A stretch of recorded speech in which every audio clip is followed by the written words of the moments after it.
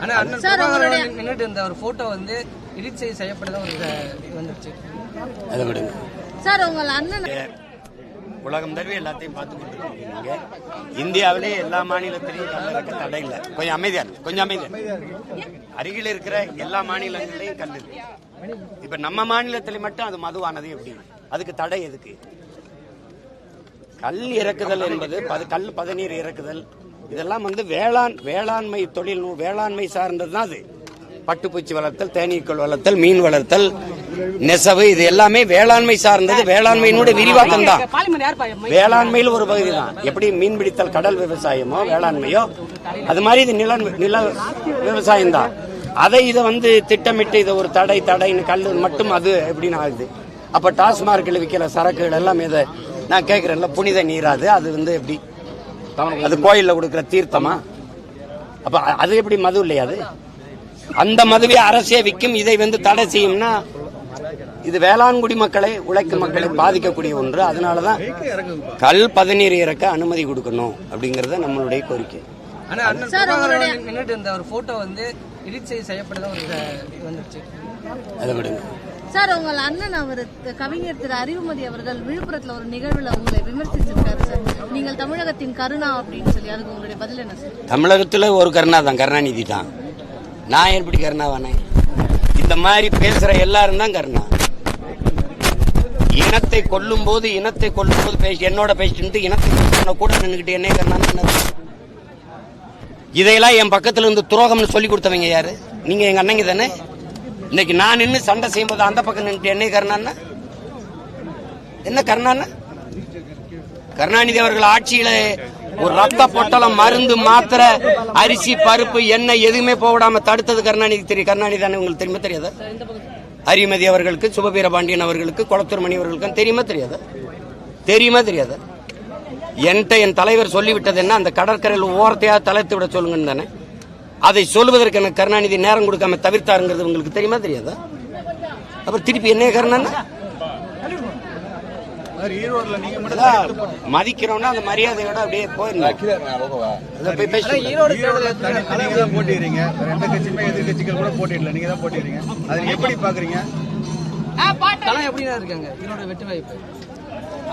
களம் ரெண்டே தானே, 2 பேர் தான் போட்டி.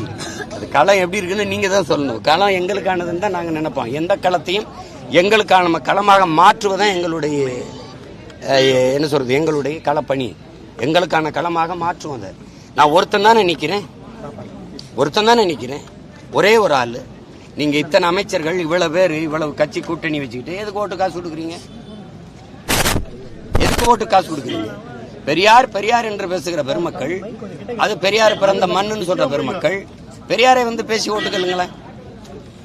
பெரியார் பெண்களுக்கு இப்படி செஞ்சிருக்காரு, பெரியார் தாலி வந்து பெண்களுக்கு அடிமைச்சுன்னா அறுத்துப்பட சொல்லிருக்காரு, பெரியார் கோயிலுக்கு போய் கும்பிடுறது காட்டுமரணித்தனம் சொல்லிருக்காரு, பெரியார் கற்பப்பையை அறுத்துப்பட சொல்லிருக்காரு. அது பேசுங்களேன். மது குடிக்கிறது, மது எந்த நாட்டில் தடை இருக்கு? இங்க எதுக்கு தடை செய்யணும்?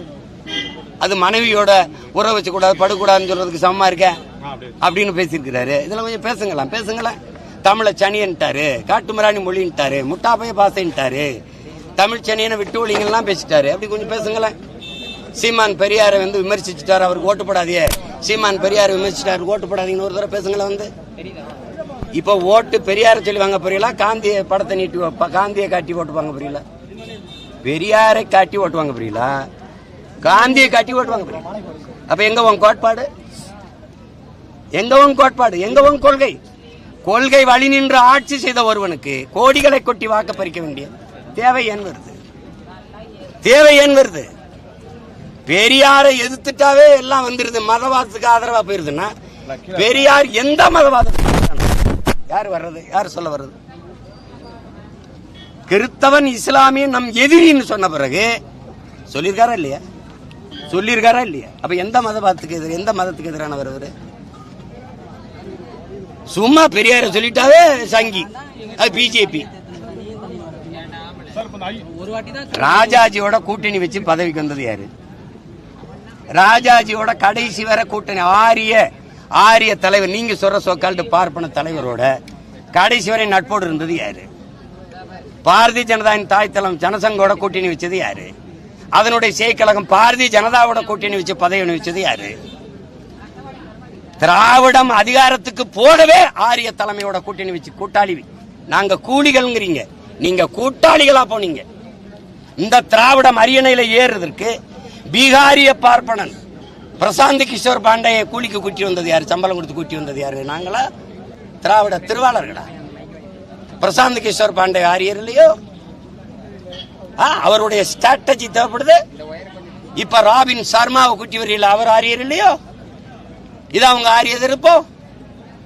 நீங்க மேல ஏறுறதுக்கு அவன் பக்கத்துல வர வேண்டியது இருக்கு, அவன் மூளை தேவைப்படுது.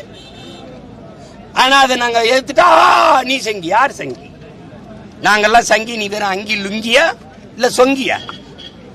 சேட் அதெல்லாம் வேற ஆள்கிட்ட வச்சுக்கணும். சார், இன்னைக்கு காலையில சென்னையில எஸ்.வி. சேகரோட தந்தை பேர்ல ஒரு ரோடு வைப்போம் அப்படின்னு சிஎம் அறிக்கை விட்டுருக்காரு சார். அந்த ஒரு நிகழ்ச்சி மேல அதை எப்படி பாக்குறீங்க? ஆரிய கூலி, ஆரிய பற்று, ஆரிய விசுவாசம், ஆரிய கூட்டாளி, வேற எதுவும் சொல்லிருக்கா?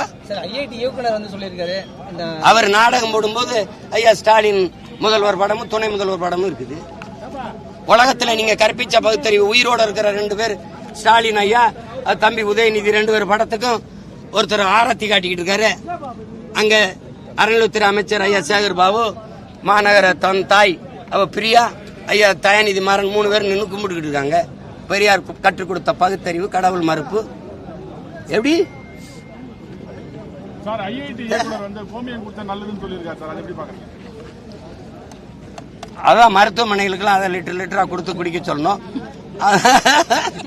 ஐயா ஏதோ இப்படி இந்த பைத்தியங்கள்ட்ட நாடு மக்களும் சிக்கிக்கிட்டோம்னு நினைச்சு இது பண்ண வேண்டியதுதான். வேற என்ன பண்ண சொல்லுங்க. இங்க பாருங்க, மாட்டு கறிங்கிறான் பாரு, மாட்டு கறிங்கிறான் பாருங்க. மாட்டு பால் குடிக்கிறவன் இடைச்சாதி, மாட்டு கருதிங்கிறவன் கீழ்ச்சாதி, மாட்டு மூத்திரம் குடிக்கிறவன் உயர்ந்த சாதி. இதான் இந்த நாடு கட்டமைப்பு. இந்தியாவில தான் உலகத்திலே நெய் எரிக்கப்படுது, பால் கொட்டப்படுது, மூத்திரம் குடிக்கப்படுது. இந்த நாட்டில் நீ சிக்கிக்கிட்ட, நானும் சிக்கிக்கிட்டேன். தப்பிக்கிறதுக்கு ஒரே வழிதான் இருக்கு, ரெவல்யூஷன், பொலிட்டிக்கல் ரெவல்யூஷன், அரசியல் புரட்சி. அது ஒன்றை தவிர இந்த திராவிட ஆரியெல்லாம் வெவ்வேறு கிடையாது, ரெண்டும் ஒண்ணுதான். நாம் தமிழ் கட்சி அரசியல் தொடர்ச்சியாக தனித்து போட்டிட்டு வருது. தேர்தல் நேரத்தில் பல முனை போட்டி இருந்த நிலை தற்போது இருமுனை போட்டி நிலை வருது. எதிர்கட்சி ஆதரவு நாம் தமிழ் கட்சி கேட்கும். நாங்க வாலும் வேலும் ஏந்தி போரிட்ட மறவர்கள், பூர்மையா ஒரு வேல் தான். எத்தனை பேர் வந்தாலும் குத்தி கிழிக்கிற வேல். அது வலிமை மிக்க போராக நாங்க செய்வோம். எங்களுக்கு கோட்பாட்டு வலிமை இருக்கு, கொள்கை உறுதி இருக்கு, உழைக்கிற ஆற்றல் இருக்கு, இளைஞர்கள் படை இருக்கு, இளம் பெண்கள், இளைய தம்பி தங்கைகளின் படை இருக்கு. களத்துல நிப்ப எதை பற்றியும் கவலைப்பட மாட்டோம். எதுக்கு ஆதரவு? எது மக்களை நம்பி மக்களோடு நிக்கிறவனுக்கு எதுக்கு? மக்கள் தானே ஆதரவு. மக்களுக்காக மக்களிடம் வந்து ஒருவன் மக்கள்கிட்ட தானே ஆதரவு கேட்க முடியும். நான் வேற யார் கேட்கணும்? மக்கள்கிட்ட ஆதரவு கேட்டு தான் இத்தனை லட்சம் மக்கள் என்னை ஆதரிச்சிருக்காங்க, மறுபடியும் ஆதரிப்பாங்க. மத்திய அரசும் மாநில அரசும் மக்களிடம் நடிக்குதுன்னு சொல்லியிருக்காரு சார். அதை பத்தி உங்களோட கருத்து? மக்களிடம் நாடகம் ஆடுது. அது சரிதான், அது சரிதான். ஏமாற்றுதுங்கிறத அவர் சொல்றாரு தம்பி, அது சரிதான்.